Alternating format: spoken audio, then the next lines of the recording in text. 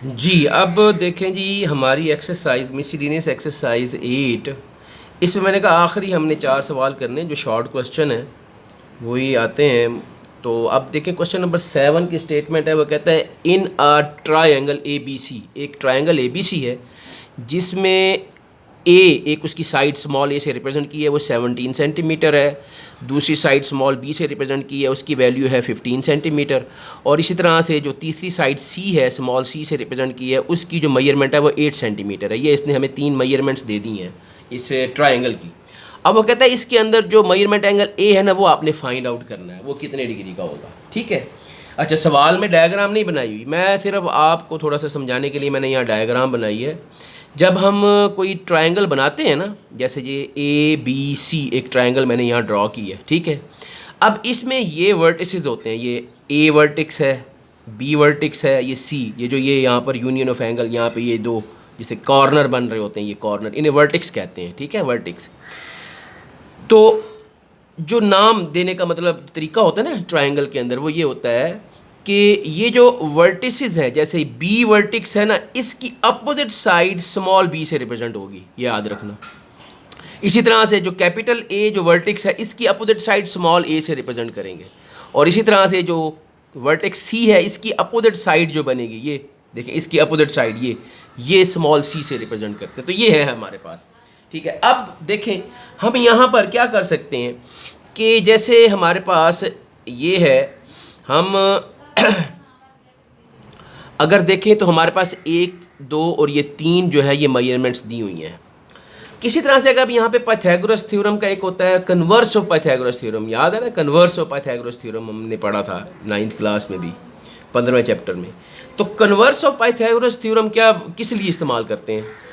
अगर किसी ट्रायंगल की 3 साइड्स दी हों तो हम ये बताने के लिए कि ये ट्रायंगल एक राइट एंगल ट्रायंगल है या नहीं है। ठीक है, इसको देखने के लिए कि ये एक राइट एंगल ट्रायंगल है या नहीं है तो हम converse of Pythagoras theorem use करते हैं। ठीक है, तो हम यहाँ वही यूज़ करके अगर देख लें कि कन्वर्स ऑफ पाइथागोरस थ्योरम के मुताबिक अगर ये पता चल जाए कि एक राइट एंगल ट्रायंगल है, तो आप खुद देखें ये एंगल ए जो आपके पास यहाँ आ रहा है, क्योंकि ये अपोजिट साइड जो ग्रेटर साइड है, ठीक है, वो उसका अपोजिट ये वर्टिक्स है, तो ये ज़ाहिर है फिर ये एक राइट एंगल ट्रायंगल बन जाएगा और ये 90 डिग्री का एंगल बन जाएगा। हमने एंगल यही निकालना है। ठीक है, तो यहाँ पे हम ये इस्तेमाल कर सकते हैं। हम यहाँ पे इसका सोल्यूशन या कैलकुलेशन आप लिखें, इसकी कैलकुलेशन कह लें या सोल्यूशन, ठीक है जी, हम वो लिखते हैं। अब यहाँ पे हम कहेंगे by using converse of Pythagoras theorem.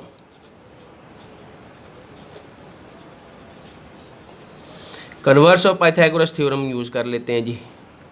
देखें जी, कन्वर्स ऑफ पाइथागोरस थ्योरम क्या कहता है कि जो यहाँ पर इसकी ये साइड है, यानी कि जो ये लॉन्गेस्ट साइड जो होती है, लॉन्गेस्ट साइड का स्केयर, लॉन्गेस्ट साइड है जी ए का स्केयर बराबर होगा बाकी 2 साइड्स के स्केयर के सम के, ये कि a square is equal to b square plus c square. अगर तो ये हो जाता है वेरीफाई तो ये एक राइट एंगल ट्रायंगल होगी, तो ये मेजरमेंट एंगल ए 90 डिग्री का बन जाएगा। ले जी हम वैल्यूज पुट कर देते हैं।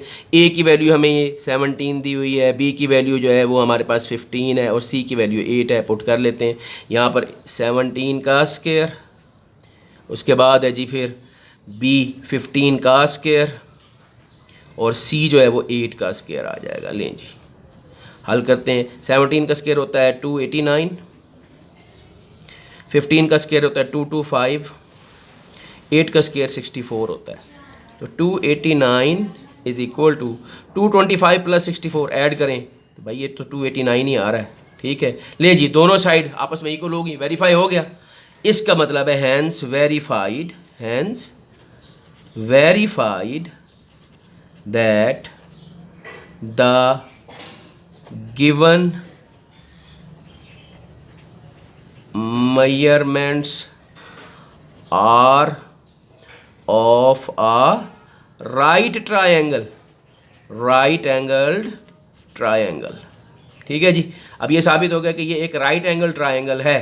ठीक है जी, तो फिर ये मेजरमेंट एंगल कितना होगा? So measurement angle A is equal to 90 degree. ये हमारा आंसर आ गया। ले जी, ओके जी, ठीक है जी, ले ले इसका स्क्रीनशॉट, शाबाश।